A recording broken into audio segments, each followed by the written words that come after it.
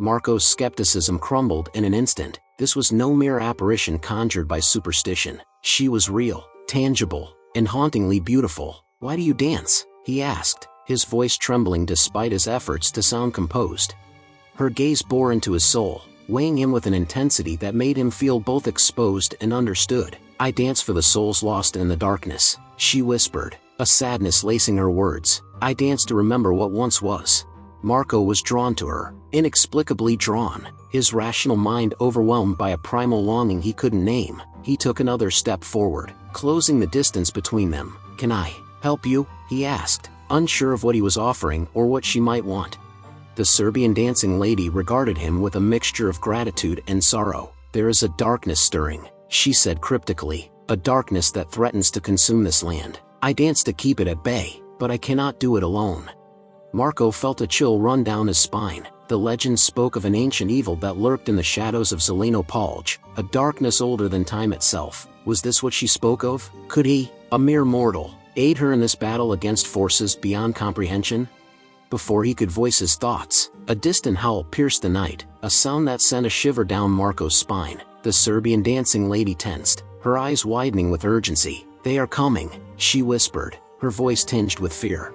Marco turned to see shapes emerging from the darkness, shadowy figures moving with unnatural swiftness, their eyes gleaming with malevolent intent. Fear gripped him, primal and raw, but beside him, the dancing lady stood firm, her resolve unwavering.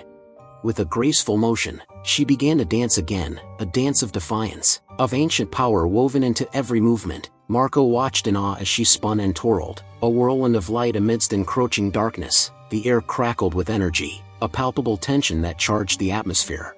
As the shadowy figures closed in, Marco felt a surge of courage. He joined her, his movements awkward yet determined. Together, they fought against the encroaching darkness, a beacon of hope in a world on the brink of despair. Hours passed in a blur of motion and adrenaline, until finally, the first rays of dawn crept over the horizon. With a final, defiant flourish, the Serbian dancing lady unleashed a wave of energy that dispersed the shadows like smoke in the wind. Breathing heavily, Marco collapsed to his knees, the weight of their battle finally catching up to him. Beside him, the dancing lady stood, her form radiant in the early morning light. "Thank you," she said softly, her voice tinged with exhaustion yet filled with gratitude. Marco looked up at her, a newfound respect and awe filling his heart. "Will you stay?" he asked tentatively, unsure of what he was hoping for. She smiled, a sad, beautiful smile that touched something deep within him. "I must continue to dance," she replied, her voice carrying on the breeze. "But know that you have seen beyond the veil, Marco. You have glimpsed the true nature of this world." With that, she turned and began to fade, her form dissipating like morning mist. Marco watched in silence, a sense of wonder and loss mingling in his heart.